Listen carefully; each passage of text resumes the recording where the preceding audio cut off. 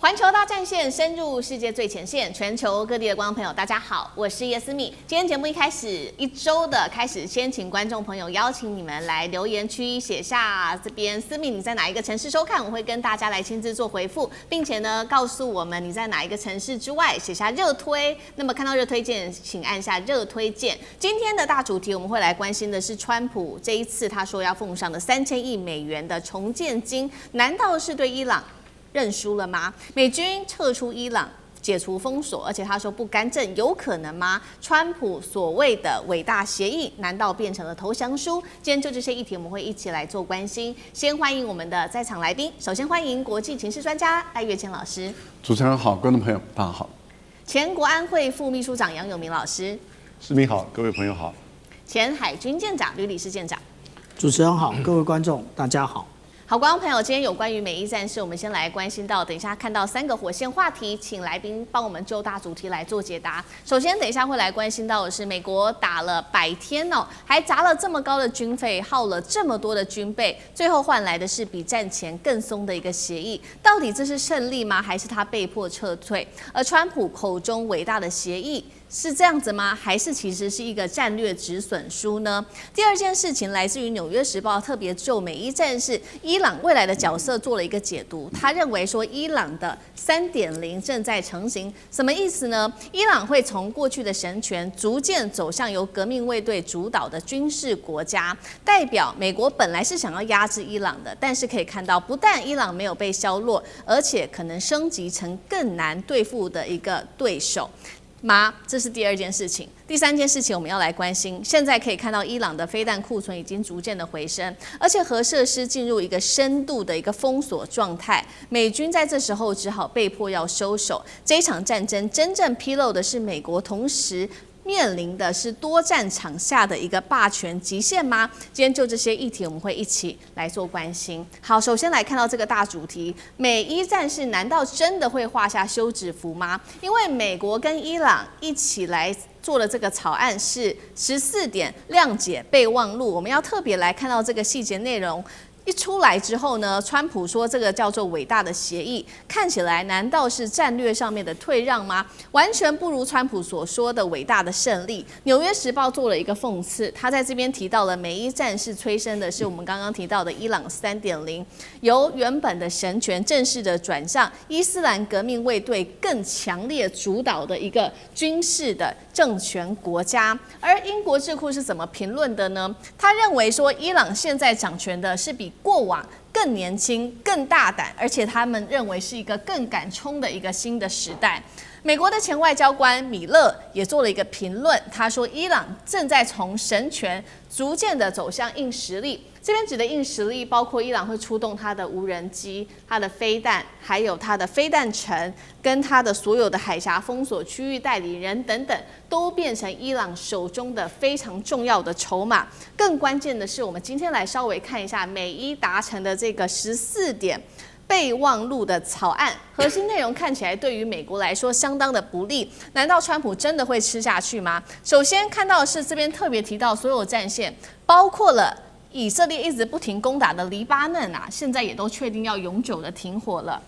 美国也承认了不会干涉接下来有关于伊朗的所有内政问题，美军会完全的撤出伊朗，不会增加区域的驻军，而且呢，美军对于伊朗石油能源的所有制裁都会停止，而且呢，不能够再有新的制裁出现了。美国将在30天内解除海上的封锁，特别是针对于荷姆兹海峡，接下来会重新的开放。美国与盟友将为伊朗提供至少3000亿美元的一个重建资金，还有一个新的重建计划。那么唯一伊朗让步的，看起来就是他重申的绝不制造核子武器。所以今天节目一开始，我们要特别请赖老师带我们来看美伊的100日战争，现在反而是如《纽约时报》讲的，催生了伊朗3.0，从神权变成了军权硬实力的变化。伊朗会不会比过去更难对付呢？川普跟伊朗达成了所谓的伟大的协议，真的是伟大的协议吗？赖老师怎么看？我觉得《纽约时报》的这样的一个分析意义不大啊，因为这不是在于说神权走向军权啊，或者是从意识形态走向实际上的一个角度啊。为什么？因为过去的伊朗基本上来说，它就已经是十分的强大，这是大家都知道的事。那它之所以所谓的它对于周边的国家，或是对于美国跟以色列不会主动攻击，是因为美国跟以色列如果不对它主动攻击，它不会主动攻击的啊。那现在的情况已经改变了，那改变的，我觉得导致在于权力结构、区域的权力结构的发生根本上的变化的时候，伊朗的地位就往上升了。原因在哪里？第一个就是美国的军队，还有美国的军事基地就是坚不可破不被攻击侵犯的这个神话破灭了。第二个呢，就是以色列的本土，事实上是伊朗已经证明它的超音速的导弹是完全可以突破以色列的封锁，所以以色列也好，美军的军事基地，它基本上来讲，它的安全是堪虑的了。是，也就是说，美国在这一次的战争中，那么自曝其短了。伊朗证明它的超音速导弹可以破解美国跟以色列所建立起来的防护罩，这第一个。第二个就是美国对于海湾国家他们过去所谓的安全的承诺或者保障，它完全破产。那也就是说，过去海湾国家认为，我只要给美国足够的这个保护费例如说，我向你买足够的这个军事武器或是武器装备，或者是我把我的石油跟你的美元挂钩，另外我把我的海外资产大量的放在你美国这边，那你因为跟我的利益已经相结合，所以你就应该会保护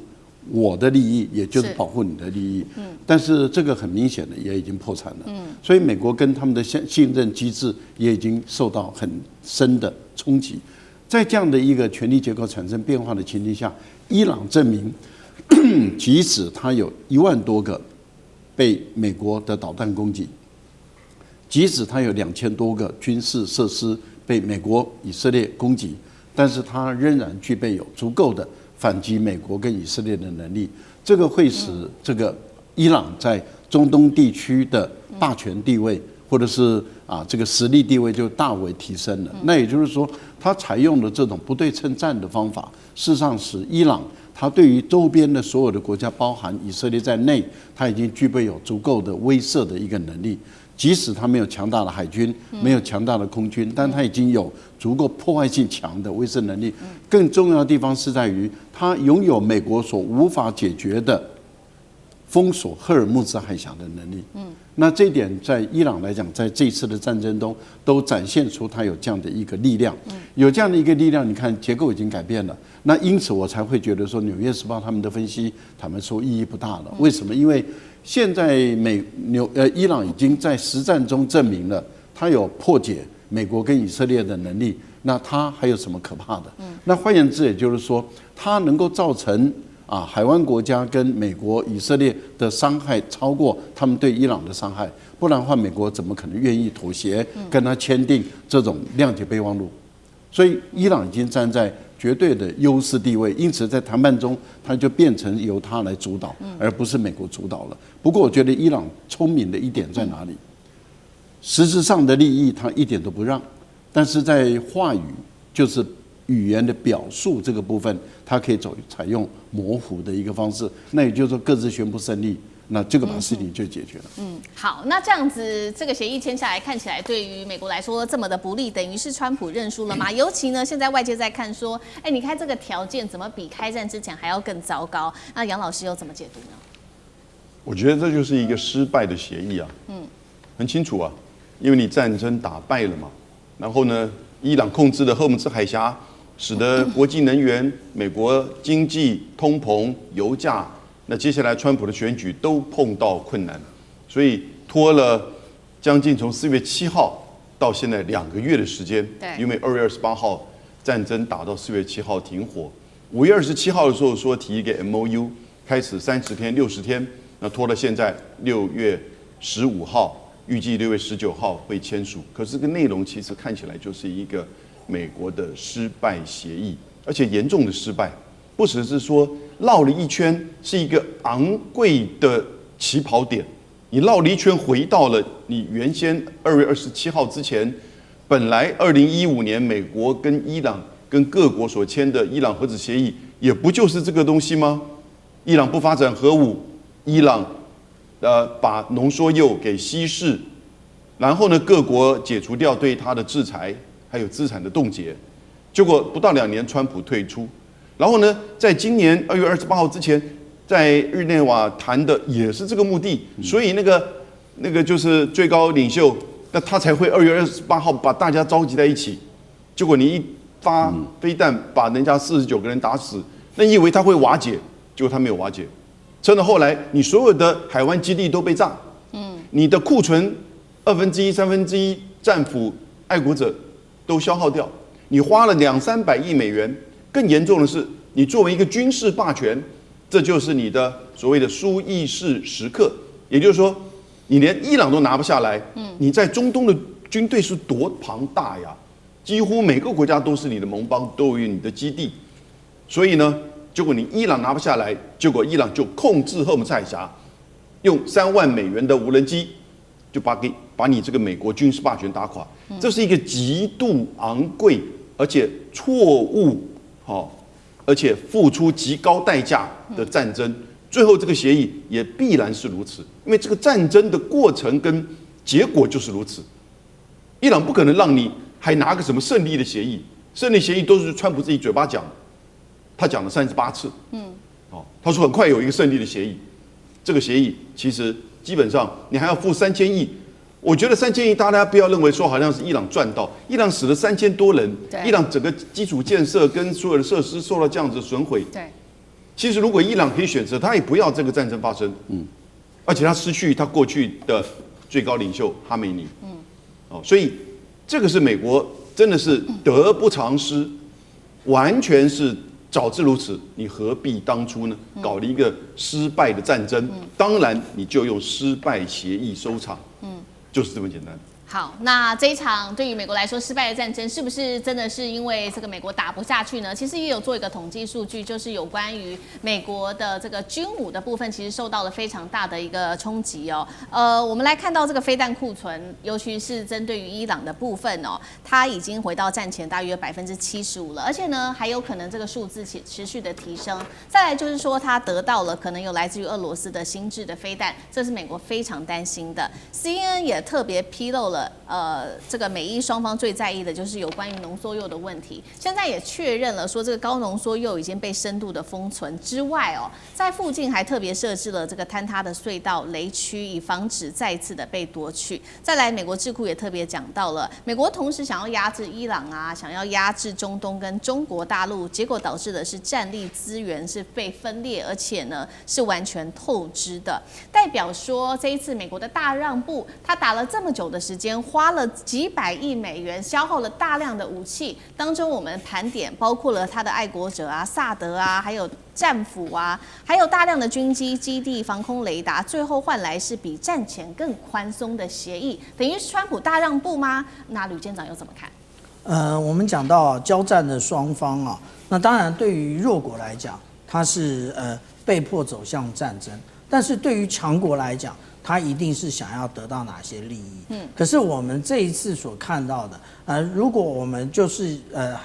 比较简化的，以美国跟这一个伊朗来看的话，其实美国它应该是想要达到它的一些目的的。那它的目的是什么呢？也就是会出现在我们讲到的中战指导上面。那这个也就是我们看到啊，川普常常讲到的，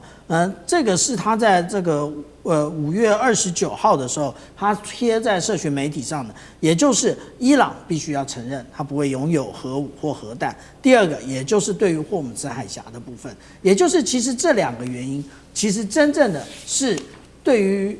川普来讲，他想要达到的中战指导。可是目前看来，这2样都达不到。为什么？因为美国的军力实在来讲，他没有准备好，他没有准备好去应对这一个善守者藏于9地之下的伊朗。所以我们看到他对于这些飞弹的这个消耗，而且这消耗已经它要恢复不是以月计，而是以年计。那我们来看啊，刚刚主持人特别讲到的有关于标准3型呢，它需要64个月，也就是5年才会恢复。那如果是我们看到以战斧来讲的话，它需要47个月，也就是48个月，对不起，也就是需要4年它才能恢复。那对于飞弹的消耗之外，那我们来看到有关于这个无论是核设施也好，或者是这个浓缩铀也好，其实伊朗在上演的是什么？伊朗在上演的好像就是杯球的这种魔术一样。所谓的杯球魔术，就是杯子里面藏个球，然后换来换去，换来换去，根本不是猜不到它到底在哪里。那一个杯球它到底是在玩什么？也就是我们看到，这可能可以储存这些浓缩铀的，一直来讲是有这3个地方。如果对于这一个伊朗来讲，除了福尔多、纳塔兹，那另外就是伊斯法罕。但是我们在去年6月所看到的这一个5月之锤的时候，其实伊斯法罕受到的攻击是比较小的。那福尔多跟纳塔兹其实当时都受到非常严重的打击。现在大家就是怀疑啊，是这个超过400公斤的浓缩铀，它的位置在伊斯法罕。为什么？因为伊斯法罕它的地理位置之外，另外也就是它的行为举措很奇怪，就是我们刚刚讲的杯球游戏这一个位置啊，那也就是我们看到它的一个地下储存的一个基地。那这里呢，就是我们讲到的有关于它的一个核武研究所。那在这一个部分呢，我们看到的杯球，也就是它之前透过了这么多的这一个我们讲到卡车啊，来不知道装了什么东西，那大家都会认为这个是在装它的换装它的浓缩铀。那也就是美国不确定在哪里。不过美国大概也下了相对应的赌注，也就是在伊斯法罕。那在伊斯法罕，他们不是没有动作，之前他们说为了这个营救 F-15的飞官，实际上呢来讲，在伊斯法罕的东南边40公里的地方，他们要进行援助。但是我们最后看到的是什么？我们最后看到的其实是这一种MH6的这种 Little Bird 这种小鸟的这一种特战的直升机，实际上来讲在当地坠毁。那当然不止这一个，还有特战所使用的 MC-130的这一种运输机也在这里。我想请问一下，美国什么时候为了这个2位飞官要动用这么大的武力，而不是我们一般所看到的这一种MH6动的这种直升机呢？那也就是说，当大家这样怀疑的时候，比对一下，我们就发现，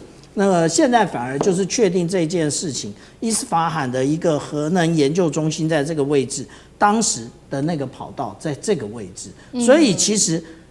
当初说这是一个成功的救援行动，我在我们现在这个节目里头就特别讲，其实这是一个失败的渗透行动，我们就可以看得很清楚。那在这种种来看呢，其实美国最缺乏的是什么？也就是它没有依据它的现在的一个我们讲到说科技进步来与时俱进的来改变。那我们讲到说以往美国它都是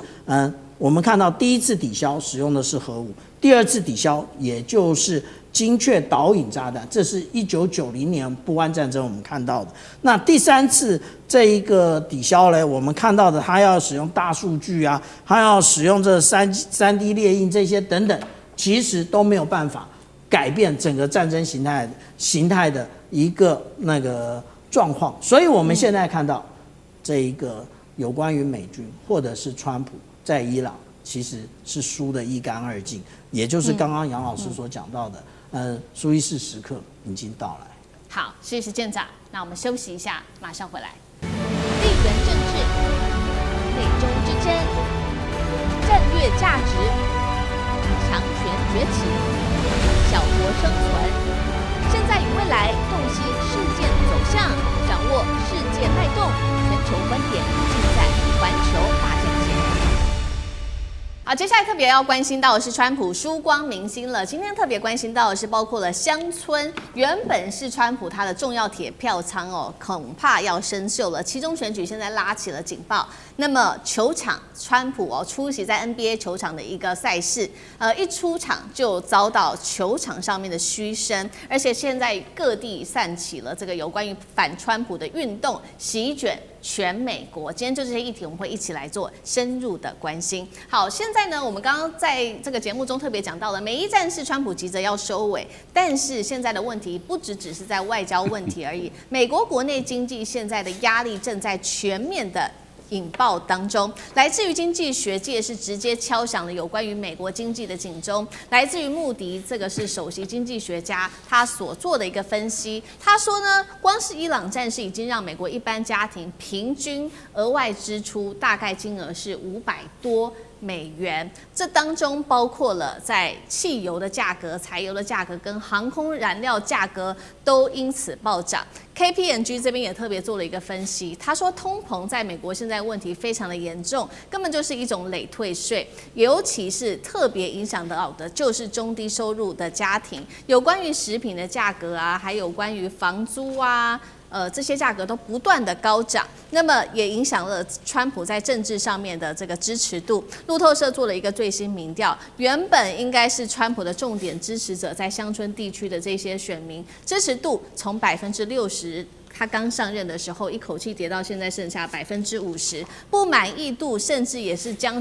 逼近了50%哦。那么为什么这一些乡村地区的人会这么的不支持川普？就是因为呢，我们看到整体来说，油价也是不断的在创高哦。尤其他们非常的依赖开车，那么每天在这些乡村地区的人，他们每天开车通行大概是30英里，是住在城市地区的人将近2倍。所以呢，这个油价一高涨，对他们来说冲击绝对会是最大的。所以第一个有关于乡村的选票就被拿走了。那第二个是原本也是川普的铁票仓，也就是农民，但是农民他现在恐怕也要痛失农民的支持度了。原来是因为呢，包括现在啊，农民有关于他们的成本也在高涨当中，包括了柴油啊、肥料的价格上涨，但是我们看到他卖出去的这个农作物的价格却是非常低迷的，而且出口现在还要受到贸易战等等问题的影响。等于说，我们现在看到乡村地区的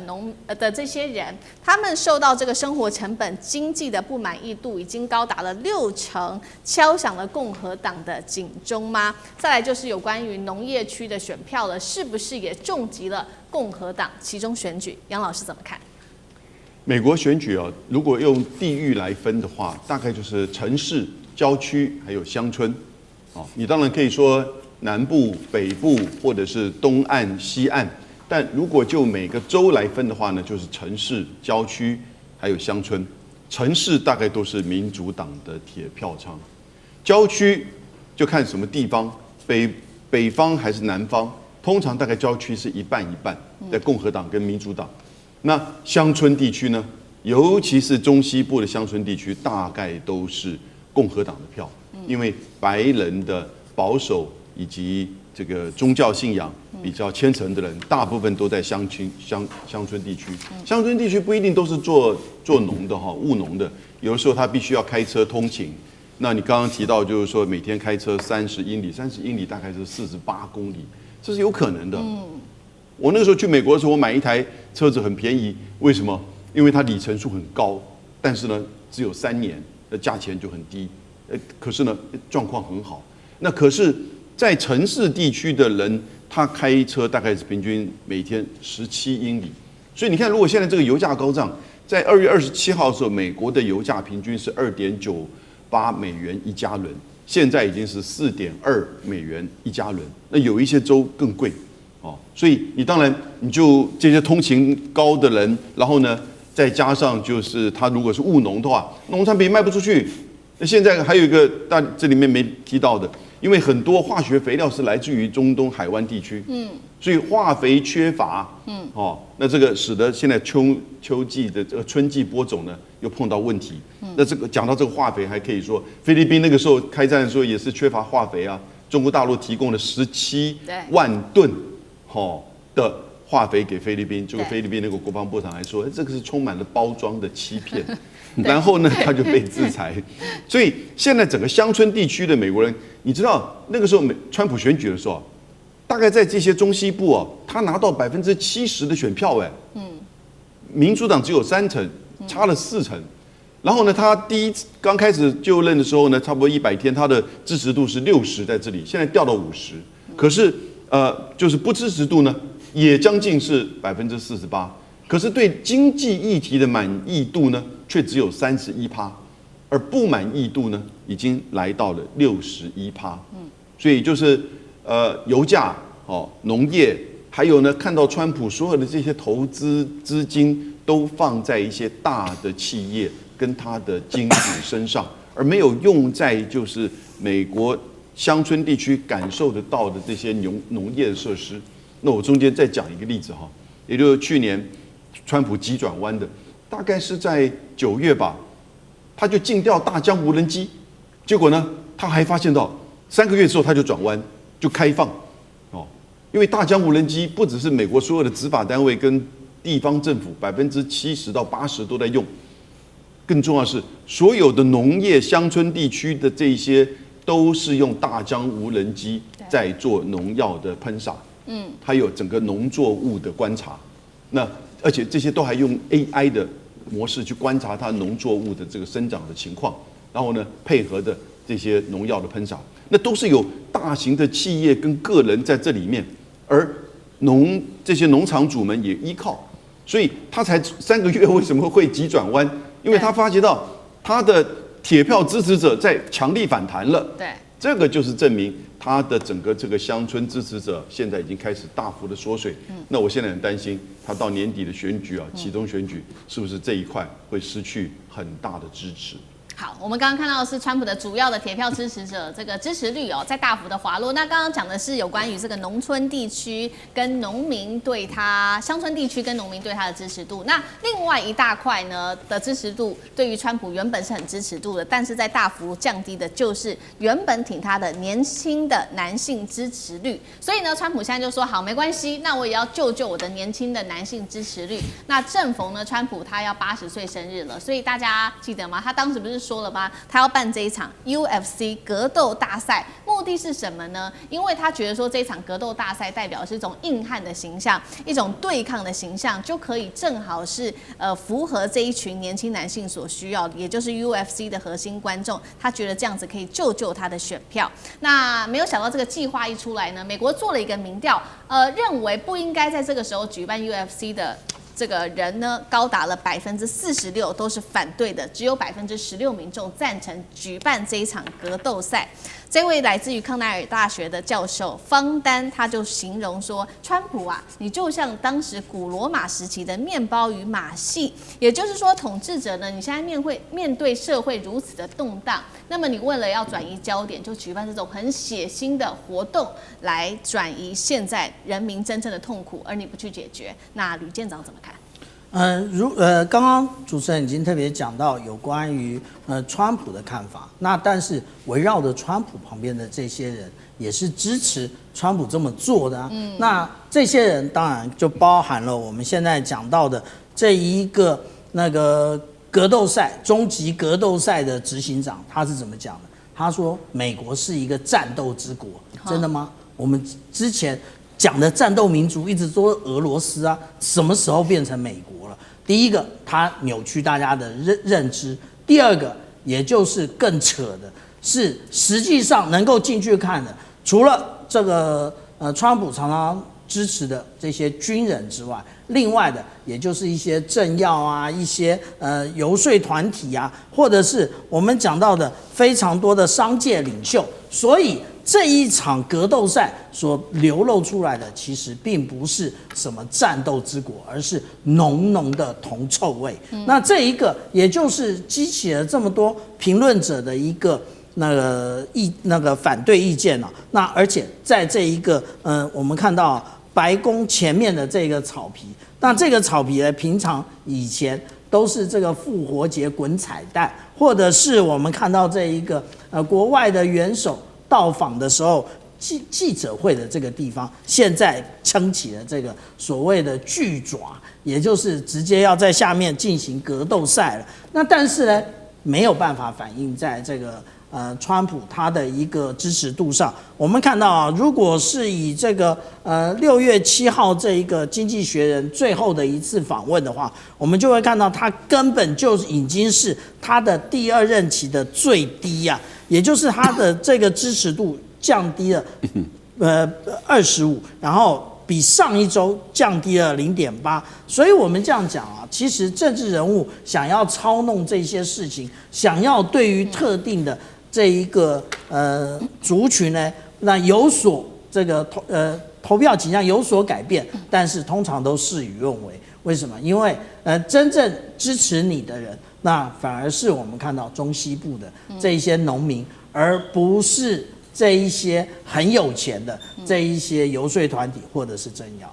好，那另外一方面，我们也看到说，原本的这个铁票仓现在票源失去之外呢，我们看到这个反川的示威现在也在全美在快速的蔓延当中。那有几个例子，包括了这个华盛顿的甘乃迪表演艺术中心，我们看画面啊，本来上面这个招牌是有写川普的名字，现在法院正式命令拆除吧。川普姓名外墙立刻拆除，结果呢，在拆除的过程当中，引发了民众呢来现场围观，这个象征意义很强。那第二件事情就是川普去看 NBA 了，那他一出现在大荧幕，竟然是全场出现了一个嘘声哦。那第三件事情还有华盛顿的国家广场草地上出现了8647反川普政治符号。各式的反川行动正式蔓延，民众忍耐到极点吗？赖老师怎么看？我觉得已经到了临界点啊，因为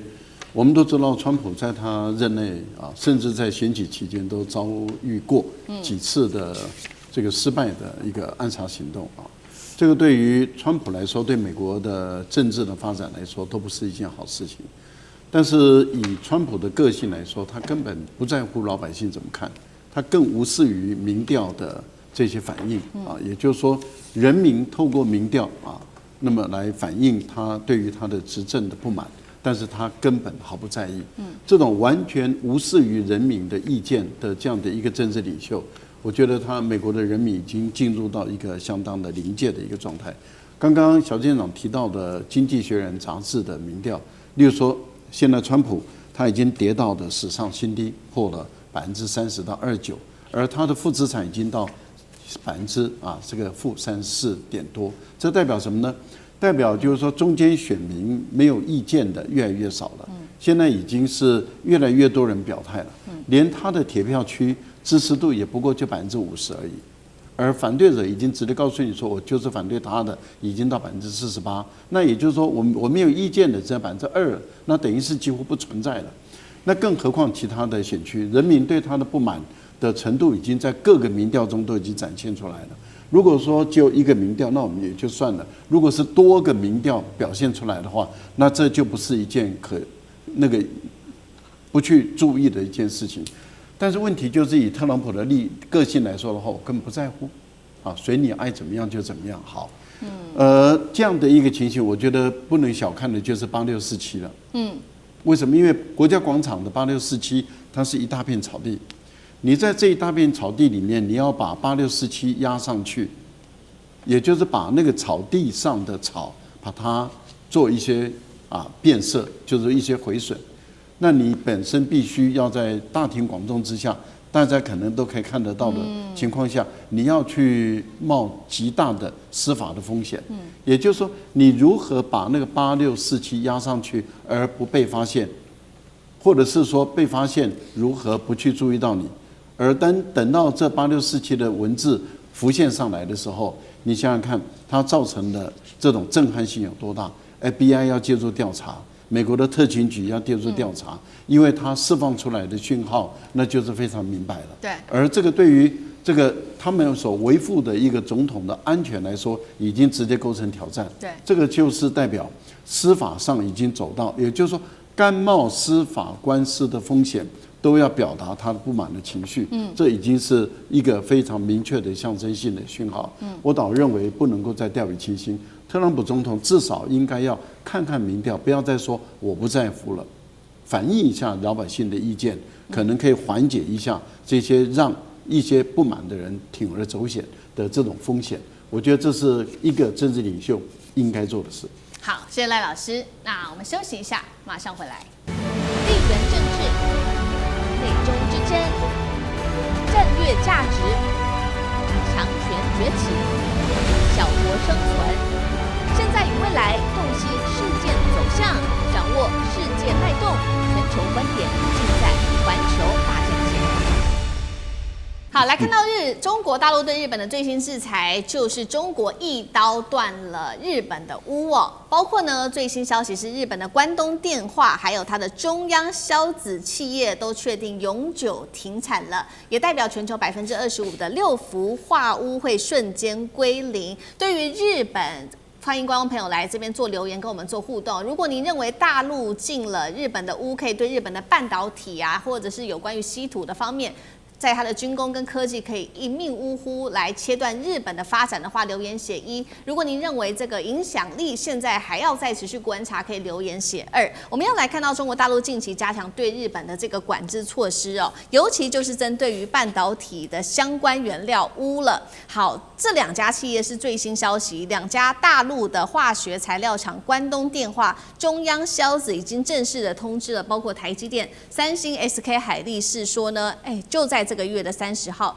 是他们的最后出货日了，而7月1号开始，这2家企业就会永久的确定会停产了。那主要的原因就是因为没有钨了，2家企业合计呢占全球的钨高达了25%的一个这么高的一个量哦，所以呢，如果说它确定断供的话，下半年的缺口至少会确认达到了2000吨。这么高的一个数字，那没有了6氟化钨，接下来的影响又是什么呢？包括了说没有办法生产这种7奈米以下的先进制程，还有呢 HBM 的产线也会停摆，最后是 AI 的晶片供应链也会面临全面断裂的一个可能性的风险。特别要来持续关心到的是，刚刚是半导体产业的冲击，接下来我们来看到对于科技产业有哪一些冲击，包括了制造业的冲击又有哪一些？住友电工它用于汽车跟飞机的加工的钨呢，价格已经狂飙了60%。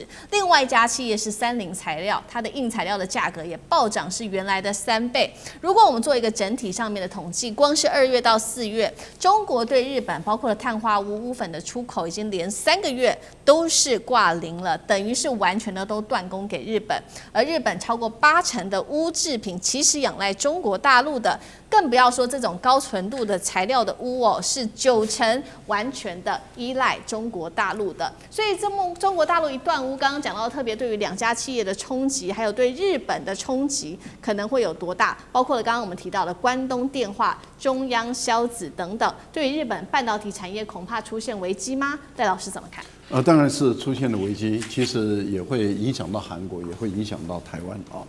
这个当然对美国的影响是更大的啊，因为美国是最上面的上游嘛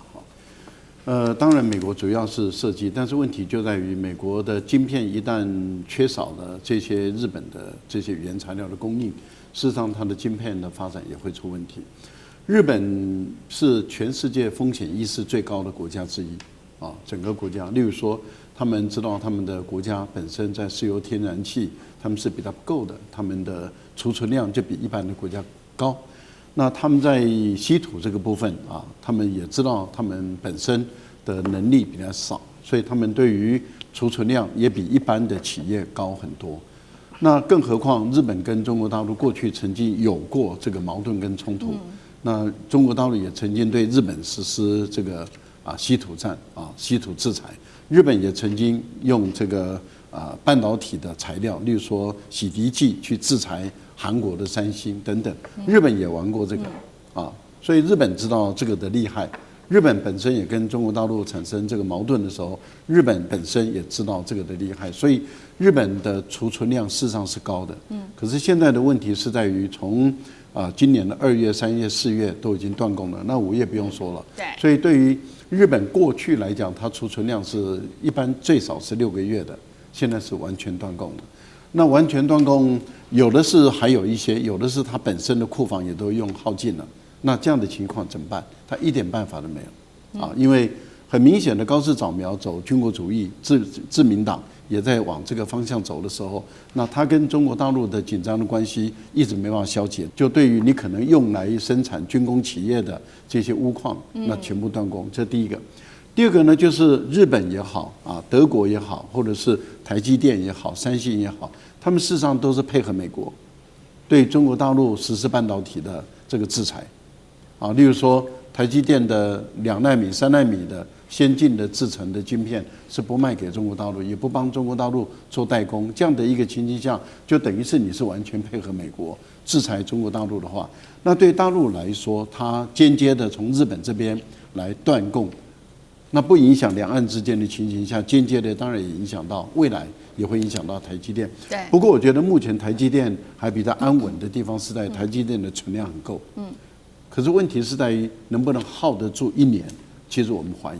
目前你看台积电的股价影响也不大，台积电对这方面也没有表达它的焦虑跟紧张，主要是因为它储存量很高。可是问题是1年、2年、3年之后，你除非美国能够在很短的时间内跟日本，也就是 G7 解决全世界的钨矿的这个问题。不过我看要在1、2年内要解决，恐怕不是一件容易的事。那未来很有可能就会冲击到台积电跟三星了。那只是我在强调，现在台积电还老神在在，是因为他觉得他储存量是够的。好，所以我们看到这一次这个中国大陆针对于日本的制裁，先是钨嘛，那这个是第一招，已经影响到了这个半导体产业。那接下来恐怕怕这个随着时间增加，对于更多的半导体产业的企业都会因此受到更大的影响。那另外一方面，大陆还卡关的不只是钨哦，还有另外就是来看到是重稀土，包括了镝跟锗，那影响的当然就是日本的它一直要发展的电动车产业跟它的高端马达。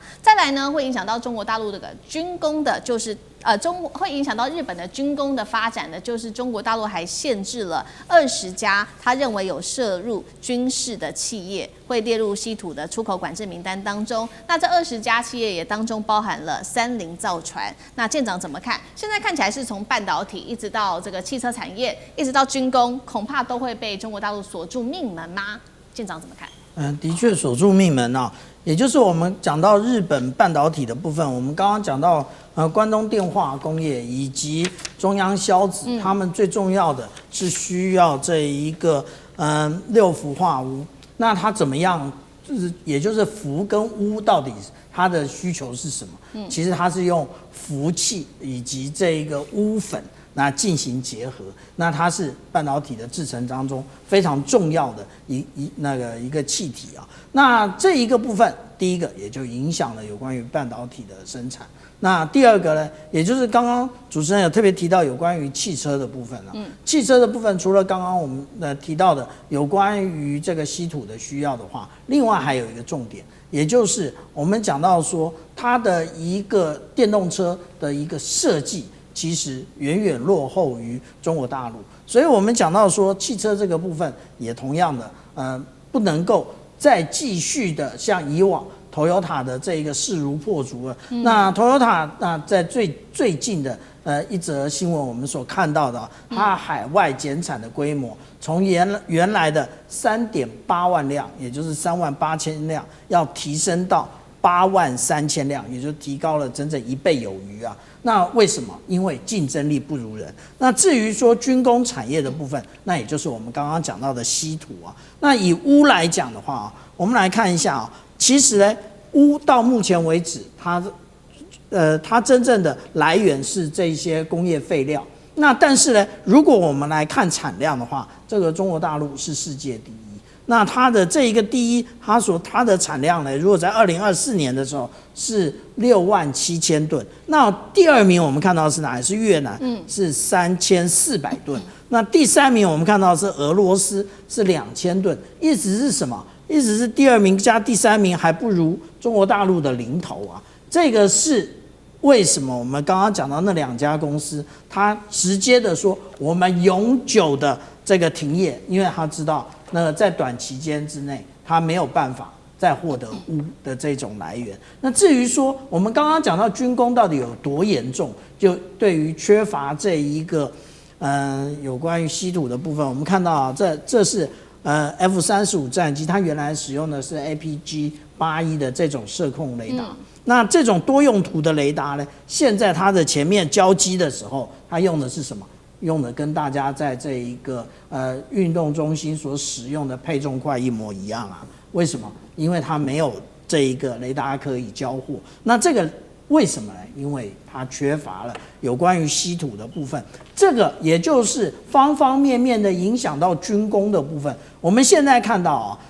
美国他们对于它造不出船来的问题，它想要采用外国设计的方案以及国外的造船厂来解决。那这讲的是哪两个国家？其实如果我们看到前任的这一个海军部长他的讲法，也就是他讲到他选择的是韩国跟日本，但是选择日本可以解决吗？还真不能解决嘞。为什么？因为我们看到除了我们刚刚讲的原因，还有其他的原因啊。这是日经济它的这一个独家报道告诉大家，其实它还缺乏劳动力啊，也就是日本少子化是很有名的啊。那当然现在已经被台湾超越了。那也就是它这么少的一个人口，它如何的造出这么多的订单？它除了自己要用之外，像我们现在这边看到的这个最上级的护卫舰，除了它自己要用，那它现在还要那个承制这个澳大利亚，那甚至纽西兰也很有兴趣，台湾也说我们也要加入，怎么可能呢？我们讲到的，无论从现实层面的稀土污都收，那以及甚至人都成了问题。那我们讲到说，对于高市早苗来讲，他的任期真的是指日可待。好，对，所以现在这个高市早苗在中国大陆的这个禁令之下，承受了非常大的压力。刚刚讲的重挫了日本的3大重要的产业哦，包括了这个日本的军工产业、半导体产业跟它的电动车等等的产业。所以现在呢，日本也急着出招，赶快去请求其他的国家来一起做帮忙。那现在呢，高市早苗呢就去了 G7 的峰会，他就在这边提议说呢，我们大家一起来做关键矿产的共同储备。那另外呢，他也说呢，这个夏天会派团前往格陵兰来评估在当地的稀土开采。日本企业自己想自己的办法哦，说呢要来做回收企业，把污回收，但是目前看起来回收率只有30%，远远的不足。那日本也积极的拉拢蒙古国要来做轻稀土的这个储量，因为它在这边是有18%的轻稀土的储量，但是呢，现在还是卡在说开采啊、分离跟运输的技术都还不足够成熟。再来就是美国了，美国现在要重启呢，在韩国这边已经关闭30年的全球最大钨矿，但是呢，我们知道这还要好几年的时间才可以完成。杨老师怎么看？跟得上速度吗？用思敏你刚才讲到的一句话，我把它扩充为3句：缓不济急，代价过高，然后呢，其实基本上缺口太大。那大概是上个礼拜吧，在中国的日本商会有8000多家日本的企业，就有一个请愿有一个就要求中国政府能够开放对日本稀土的，就是解禁。那因为他们说，在日本这个稀土虽然中国大陆是针对军用的产品，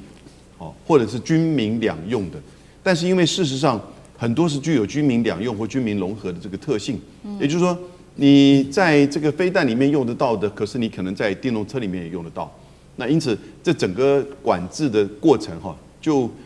很困难。那所以呢，基本上很多日本的企业、民间企业也拿不到。而且另外一个方面，日本比如说三菱重工那这个川崎重工，它其实也做军用的，它也做民用的，所以就如果一个公司来申请，那当然你就不容易申请得到，那这就会整个延后到日本的民间，这个很重要了。中国大陆其实是针对军用的，而不是针对日本的民间。那你日本民间明确的来申请的时候，其实应该是可以得到，但因为它的本质跟这个日本本身的生产这个产业的特性所以变得很困难。8000多家日本企业，就是说，请中国大陆更清楚的把这个管制的流程呢做厘清，让他们好来因应。可是问题的关键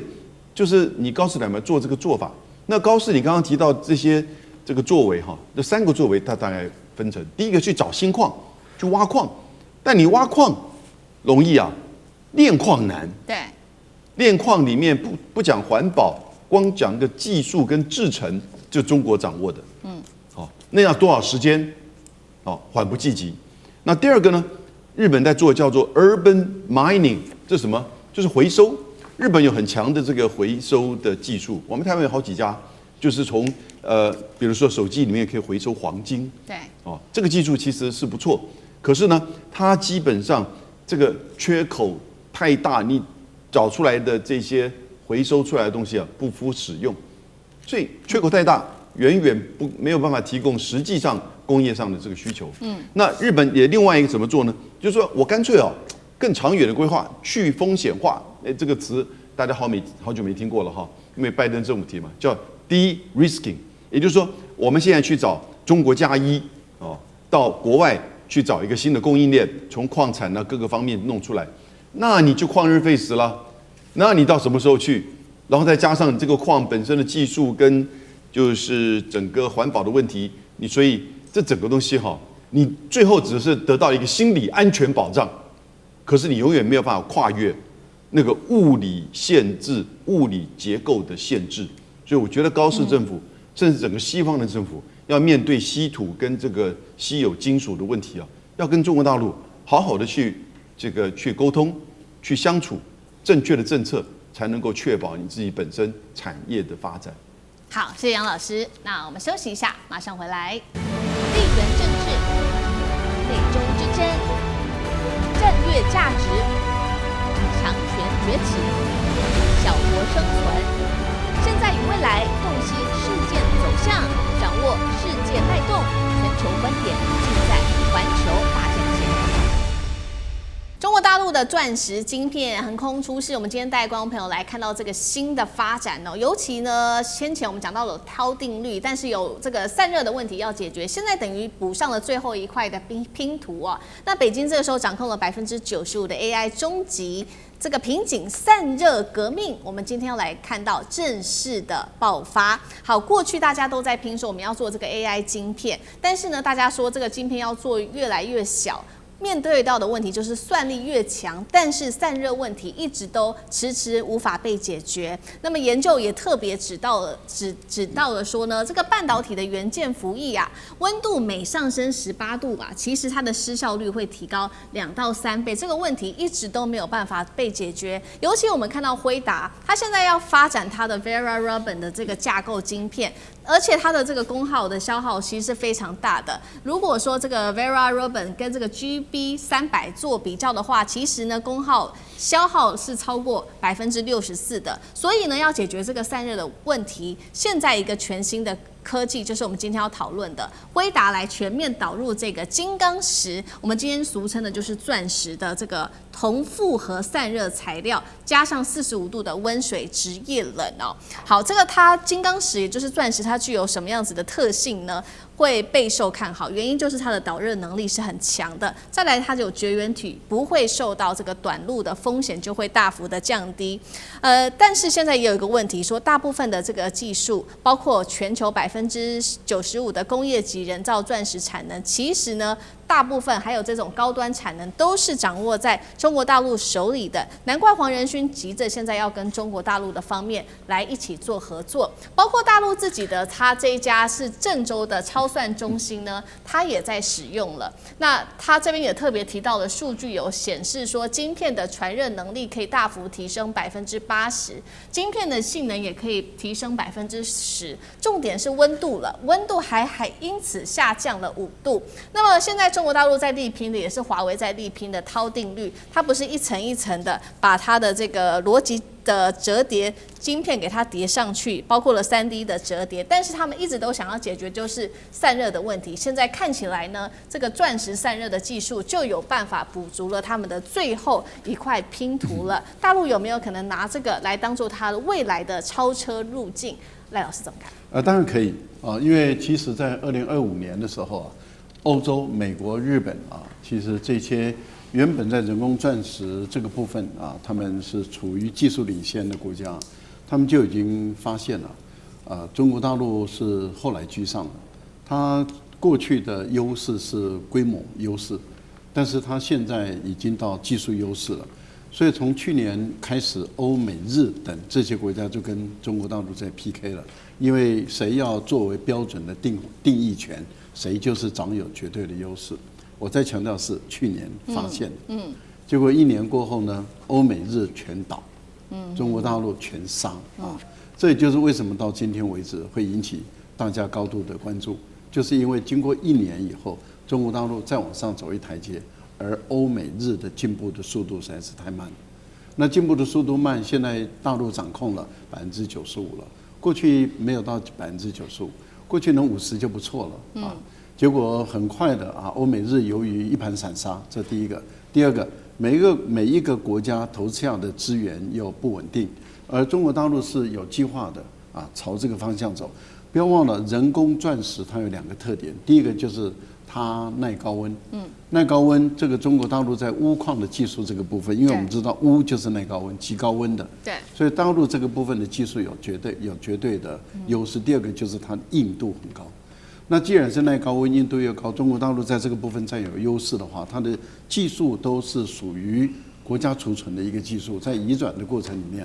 荷兰在这个部分就是河南了啊，不是荷兰，河南在这个部分就占有核心的地位跟立场。好，是，它是下一代的晶片，下一代的量子，不管是军事用途、量子用途，或者是下一代的晶片，当然都要用到这个金刚石，就是人工钻石。你想对黄仁勋来讲，他的晶片要走入下一代，他不跟中国合作可以吗？可是我觉得黄仁勋会面对很大的难题。第一个就是，如果你最先进的晶片卖不进去中国，中国买不到你的晶片，或者是不需要你的晶片，那中国培养自己的下一代的晶片，它怎么可能会去满足你，或是提供给你？所以部分合作，部分不合作，让你呈现出不稳定的状态的时候，你的下一代的晶片你就不能够拿到稳定的材料。那这样的话，对于这个黄仁勋的英伟达来说，或者辉达来说的话，那它的未来的发展，中国大陆会后来赶上哦。那也就是黄仁勋目前的优势的领先地位，很有可能就因为卡在人工钻石这个部分，它地位不保，也可能是说不定的。好，所以一方面是美方哦，包括了这个辉达，它也寻求跟大陆的合作，希望能够拿到这个人工钻石的技术。那其实我们看到华为自己也是要刚好补足这一块，因为涛定律嘛，他们也是要处理有关于这个散热的问题，有办法被解决吗？那杨老师又怎么看？华为的就是这个副总裁哈何庭波女士，在发表涛定律的时候，她说，这个涛定律有没有什么困难？她讲的第一个就是散热问题，但是事实上，他们当然已经面对知道，而这个金刚石，也就是人工钻石哦，其实就是帮忙在做整个这个所谓价叠的这种3D 折叠这个价叠的时候呢，它的散热能够更有效。那因此，你就刚刚提到钨的熔点是3500度左右，那人工钻石其实也非常高，那它能够在这个里面去增加比过去所使用的这个材料要更好的散热。是，不过这里面就让我们感受到，在现代的这整个工业科技啊、先进科技的发展当中啊，除了技术之外啊，你发觉到中国大陆越来越在材料的层面哈，就几乎是形成一种绝对垄断的地位。我们讲稀土讲了好久了，17种金属，现在又讲到稀有金属，去年是讲加根锗，今年讲到钨，每一个大概都是7成、8成，甚至9成。那现在这个人工钻石，你以为人工钻石好像很多，对不对？以前听过什么俄罗斯人工钻石，对不对？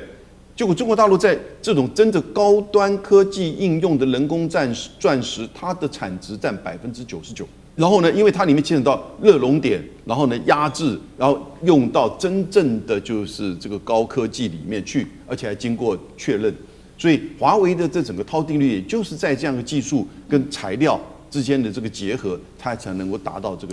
个应用跟这个效能。所以我觉得这里面不只有说它有这个就是原料 ，no， 人家把原料跟技术结合之后，走出一条新的路。它已经不是弯道超车，它基本上是换道超车了。好，中国大陆走自己的另外一条路，那我们也来相比一下，有关于未来中美在 AI 竞赛的这个赛道上，谁有可能比较领先呢？来看到最新的数字，中国的 AI 晶片5月份，它的出口来到了年增幅111%，创2013年最大的增速，包括它的半导体跟它的计算机的产品贡献了出口达到了将近是一半。阿里云的创办人王坚说：“过去呢，大陆啊看到的是游泳池，美国看到大海。他认为呢，现在双方中美啊都是看到一模一样的海。那舰长怎么看？”其实我们讲到说中国大陆的这个5月晶片的这个出口暴增，那其实这个出口暴增真正展现的是什么？也就是价格的下跌。中国大陆最厉害的，也就是当它开始进入到这个量产的时候，它的价格就会逐渐的下跌，而不是维持恒定不动的。那当它下跌的时候，与它同时竞争这一个产业的这一个商家，如果没有办法同时下跌的话，那对不起，你只能退出市场。所以，当你没有办法竞争，或者是你进入到这一个先进制程，不再做成熟制程的时候，成熟制程的市场就被中国大陆所掌握。我们刚刚讲了有关于冷却的问题谈了很多，真正的问题是什么？真正的问题也就是摩尔定律，它慢慢的走到这个物理的极限了。所以华为它另辟蹊径，它进入了这个涛定律。涛定律有2个重点，一个是几何缩微，一个是时间缩微。几何缩微怎么达到的？也就是以前我们看到的这个摩尔定律，也就是把这一个晶片越做越小，可以容纳越来越多的这一个电晶体。可是现在我们看到华为的，它其实它没有这样做，但是它加叠起来，但是这里面产生的是如何带走呢？这不是没有办法解决。我们刚刚讲到的，其实那个金刚石是一种，那但是呢，我们要想到另外一件事情，这一个设计代表的是什么？